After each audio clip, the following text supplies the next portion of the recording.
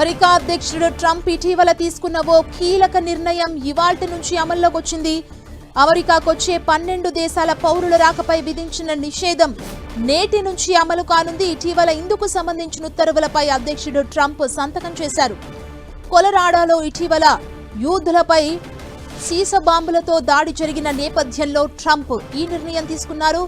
Afghanistan, Iran, Yemen, Myanmar, Chad, Congo, Equatorial Guinea, Eritrea, Haiti, మరోవైపు Libya, Somalia, Sudan దేశాలపై నిషేధం అమల్లోకొచ్చింది. కాగా Burundi, Cuba, Laos, సియోరా లియోన్తో పాటు టోగా, తుర్కెమినిస్తాన్తో పాటు వెనిజులా వంటి మరో 7 దేశాలపై పాక్షికంగా నిషేధం అమల్లోకొచ్చింది. రెండోసారి అధికారంలోకి వచ్చిన అమెరికా అధ్యక్షుడు డొనాల్డ్ ట్రంప్ పలు సంచలన నిర్ణయాలు తీసుకుంటున్నారు.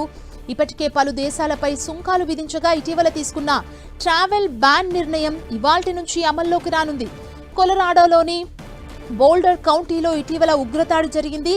సరైన పత్రాలు లేని విదేశీ పౌరులు దేశంలో ఉండటం కారణంగానే తమ మాతృభూమిలో ఇలాంటి ఘటనలు జరుగుతున్నాయని ట్రంప్ ఇటీవల వ్యాఖ్యానించారు. 2017లో యూరప్లో జరిగిన విధంగా అమెరికాలో జరగనివ్వం, సురక్షితం కాని దేశాల నుంచి బహిరంగ వలసల్ని ఇక అనుమతించలేమని స్పష్టం చేశారు. అందుకే పలు దేశాలపై నిషేధం విధించారు. అయితే ట్రంప్ మొదటిసారి పదవి చేపట్టిన సమయంలోనూ పలు ముస్లిం దేశాలపై నిషేధం విధించారు.